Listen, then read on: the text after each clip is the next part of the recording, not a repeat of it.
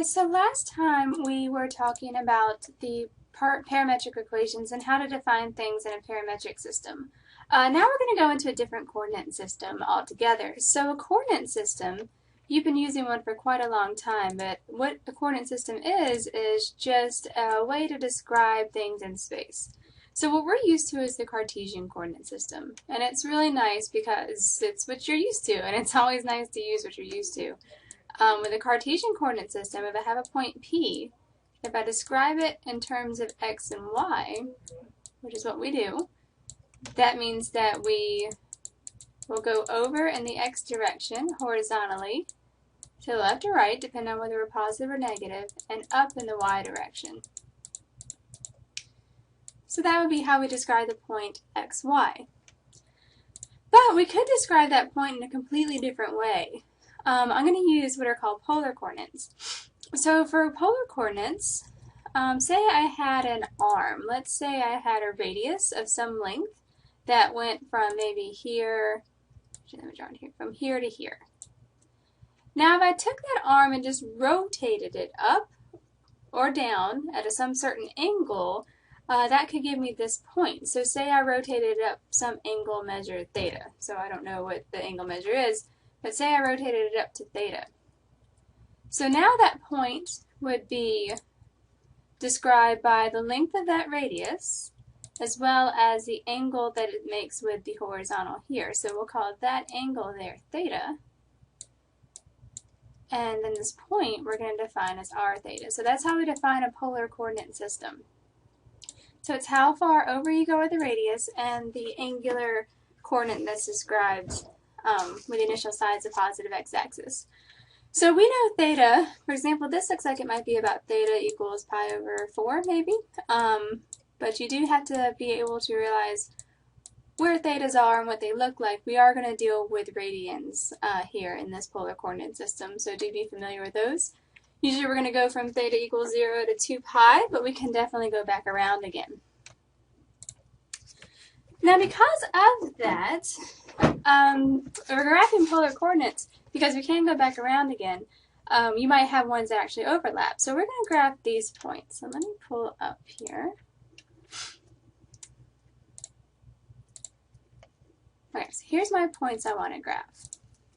So I want to graph Q, which in this case, let's see what I said it was. So Q is going to be 1 5 pi over 4, so that means I would have a radius of 1, and I would go to 5 pi over 4. Now remember 5 pi over 4 is a bit more than 180, so that's going to be in the third quadrant. So if I want to show Q, there it is. So I go out radius 1, and then I go to 5 pi over 4. I'm going to get rid of the grid to see it a little better. So my radius is 1, so that arm would be about the length of 1, and then the arm would rotate 5 pi over 4 radians. So that would be Q. Now the arm's negative 1. If you have an arm that's negative, instead of starting, let me get rid of Q. So instead of starting to the right with a negative 1, you would come over here to the left. So if I was going to graph R, which is negative 1 7 pi over 4, I'm going to start over here on the negative direction and then go 7 pi over 4 around. And you're always going to go around counterclockwise if it's positive.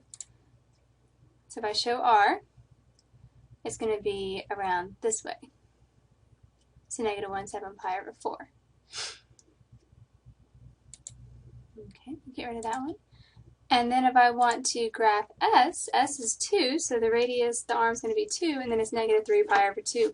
Well, negative 3 pi over 2 is just the reflection of pi over 2. So remember, pi over 2 is your y-axis, 3 pi over 2 is on your y-axis as well. So negative 3 pi over 2 is actually going to reflect 2 pi over 2. You're just going to have a longer arm. So there it is. So it's up to pi over 2. So those are how we would plot these points.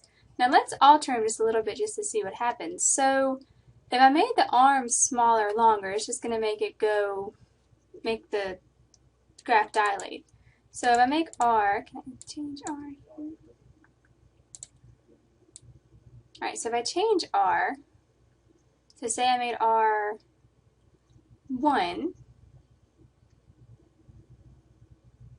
or -1, it would just reflect about the y-axis.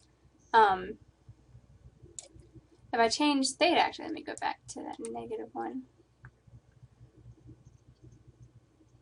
Oh, they're -1. Right.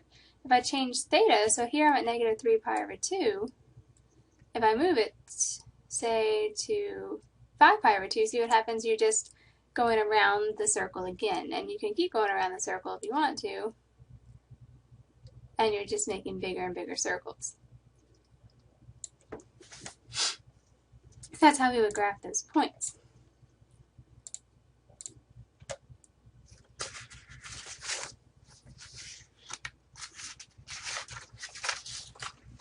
And now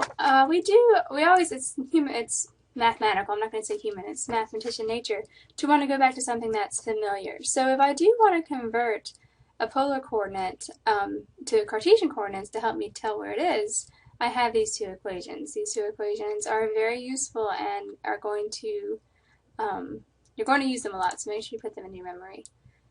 So x equals r cosine theta and y equals r sine theta are two equations that are going to help us convert our polar coordinates to Cartesian coordinates. So as long as I know r and theta, I just had to put them there.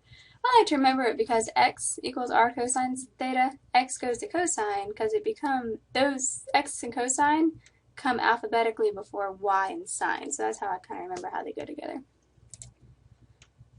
And if we have Cartesian coordinates and we want to convert to polar coordinates, we're going to use this equation. And if you notice, we have r squared equals x squared plus y squared. That should look familiar to you. That is a circle equation. So r squared equals x squared plus y squared describes a circle. Polar coordinates are very circular. Tangent theta equals y over x will give me what theta is. So as long as I know y and x, if I can find the inverse tangent of those, I can find theta. And as long as I know x and y, I can find r.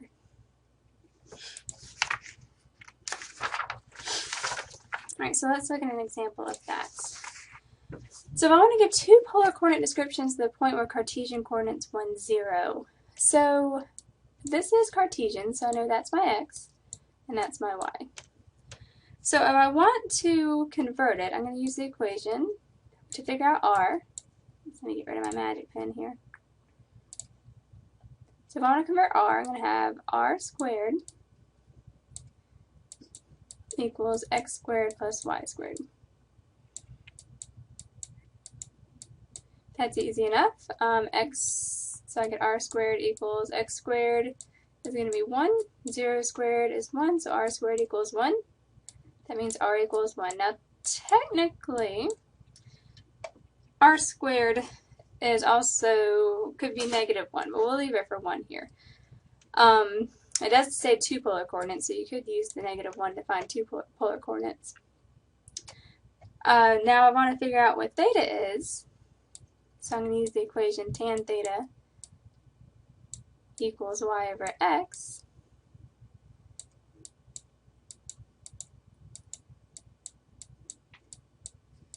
Okay, so I know my y and my x. I'm going to get tan theta equals 0 because I get 0 divided by 1. So tan theta equals 0, and then I gotta think, and you're gonna have to go back to your calculus if you don't remember.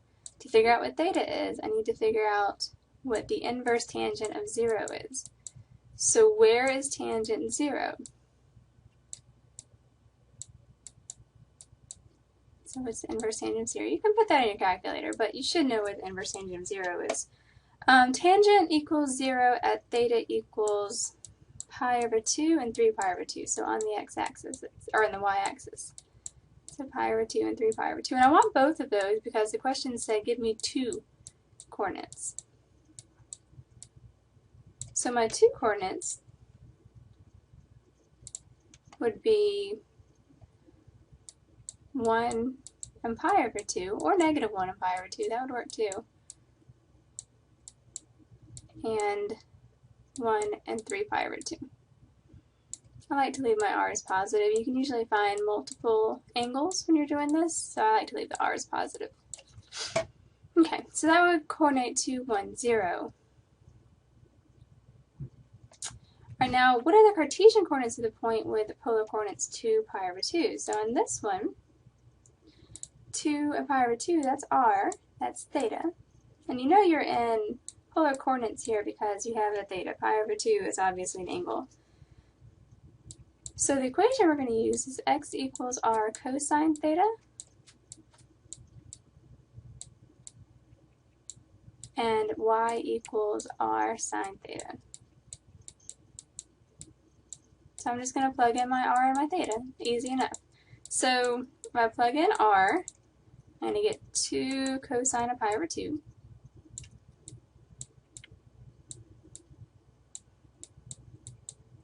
And if I plug it in for the other one, I'm going to get 2 sine of pi over 2.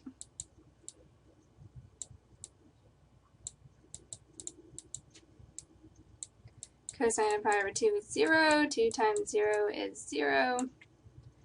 Sine of pi over 2 is 1. 2 times 1 is 2. So your coordinate that corresponds to 2 pi over 2 is going to be 0, 2. And it may be easier for you to graph it that way. It might be harder for you to see that 2 pi over 2. If you think about it though, 2 pi over 2 in the polar coordinate system would be an arm of length 2 that would go up to pi over 2. Pi over 2 is just on your y-axis. So it would be right here. But that's the same thing as 0, 2. So for some people it might be easier to graph this and convert it. But either way, you should be able to graph in the polar or Cartesian coordinate system.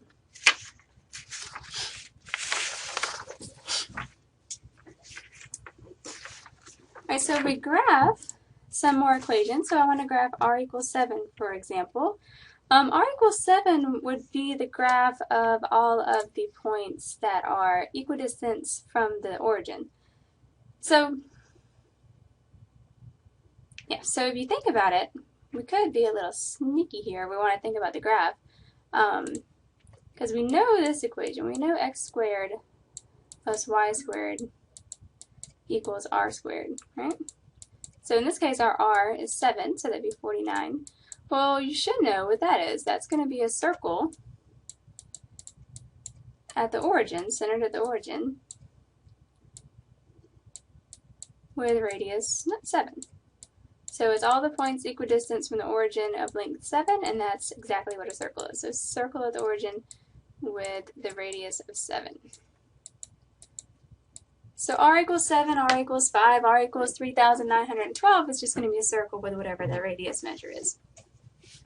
Okay. Alright, so now if I want to do another one, so say I have r equals 4 cosine theta. I like to use that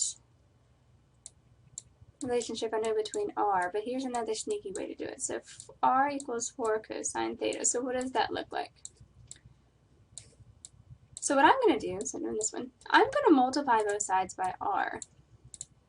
Just put it here. So this is going to become r squared equals 4r cosine theta.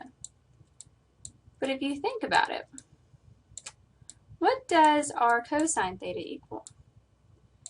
We know that equals x. So this becomes 4x.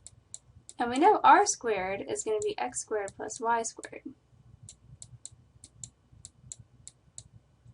So now I have it in terms of a Cartesian coordinate system, which is what I'm used to. So if I take this and I bring that 4x to the other side, that's going to become x squared minus 4x plus y squared equals 0. If I do the math of completing the square, and I'll leave that up to you, I'm going to get x minus 2 squared, which means I'm going to add 4 to both sides, plus y squared equals 4, which is going to be a circle, again, which is centered at 2, 0, and it's got a radius equal to 2. So r equals 4 cosine theta is going to be a circle as well. You can probably take a guess at what r equals negative sine theta is going to be, but let's work that one out too.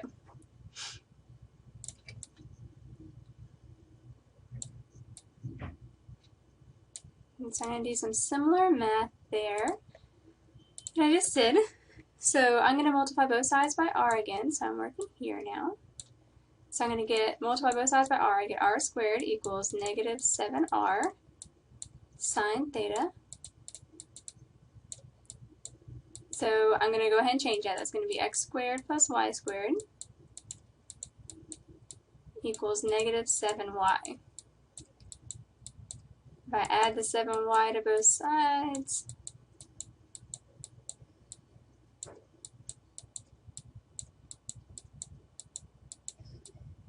and I complete the square, I'm going to get x squared plus y plus 7 halves squared equals 49 fourths. And that's going to be a circle centered at 0, negative 7 halves, and the radius is going to be 7 halves. So you can kind of see the pattern here. So if we have a circle that's just r equals 4 cosine theta, that's going to mean that the y value is going to be 0 and the x is going to have a value in the center.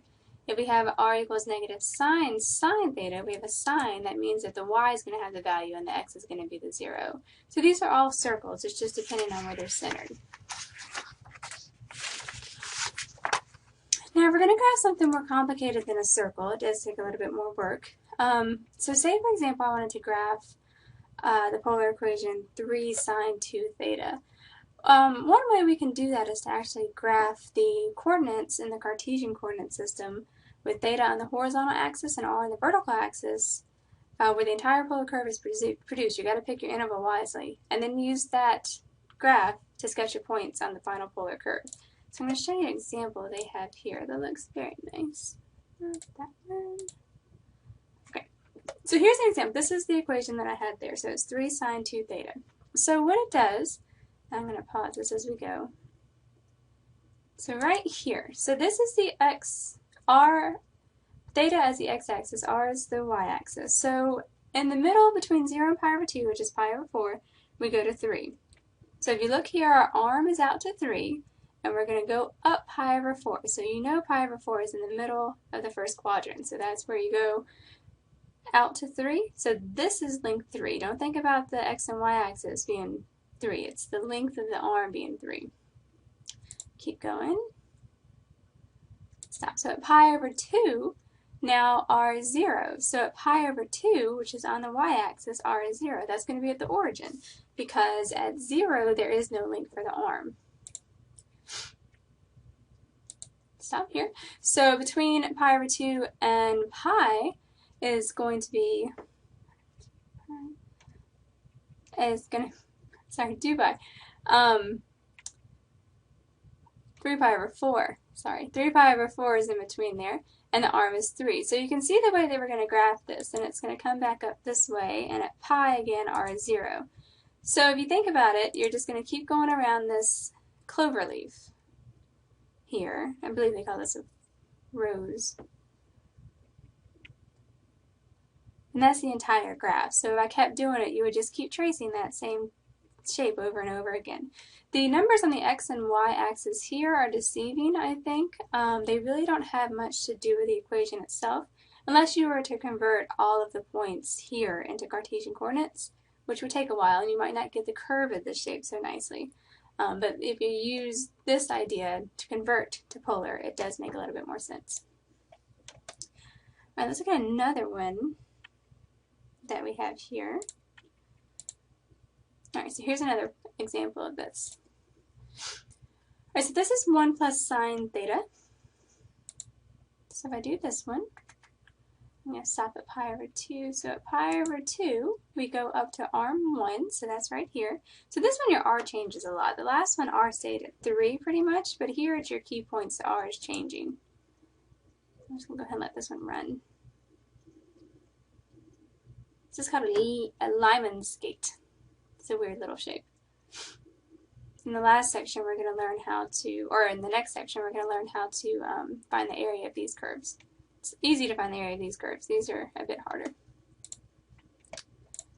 Okay. Alright, the last thing I want to do is graph some of these on your TI Nspire if you have one. But before I do that, I did want to look at one more shape.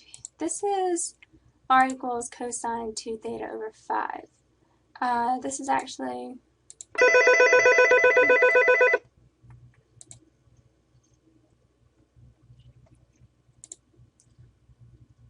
Alright, so here's a graph, sorry about the phone call, that as cosine of 2 theta over 5. Let me reset this. So I want to show you what happens when we don't have the entire interval. So for example, if I was going to graph this from 0 to 2 pi, which is an obvious choice for an interval, I get this shape, which is actually an incomplete graph. There's really no way for you to know that it's an incomplete graph right off. These are very hard to graph by hand. But let me add another interval. So if I go extend it from 2 pi to 5 pi, it's going to look a little bit better.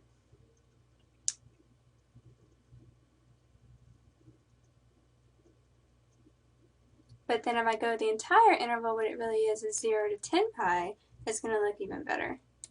So sometimes the best way to do these is just to play with them and see which what interval goes. And if you made it from 0 to 20 pi, you would get the same graph. So this is a complete graph. And you can tell it's complete. You're going to have very good symmetries in these graphs, and that's one of the ways that you really can tell whether you've chose the right interval or not. So that's a very pretty graph. Alright, so if you have your Inspire, I did want to show you how to graph on that. So I'm going to pull up my Inspire here. So I'm going to graph, so let me set it up the way that yours would be. So if you go to your TI Inspire, and you go to the graph page, you can push this button once or twice. Go to Menu, and then go to Graph, Entry, Edit, and go to Polar. So that's going to give me my polar equation. I do need it in terms of r in order to graph it. So I'm going to graph e to the sine of theta. This would be quite complicated to do by hand. And your theta is down here. So if you look at the pi button, it's attached there. Minus 2 cosine of 4 theta. And sometimes, not always, but sometimes it matters whether or not you put the times in here between the 2 and the cosine, but we'll see. So this is from 0, that's 2 pi there. That 6.28 is 2 pi, but let's graph that and see what it looks like. So I'm going to hit enter. Alright, that looks like a complete graph there to me because it's very symmetric, and I can tell that it's symmetric. But if I want to check and see if it's complete or not, this is 2 pi, so let's see what happens if I put in, let me double it, let's put in 4 pi and just see what happens. Nothing happened. So that's the way that I can tell that 0 to 2 pi interval was completely fine because it did graph the entire thing. Alright, so that's it for section 10.2 for polar coordinates. Please try those problems on your own, and if you have any questions, please call me or email me.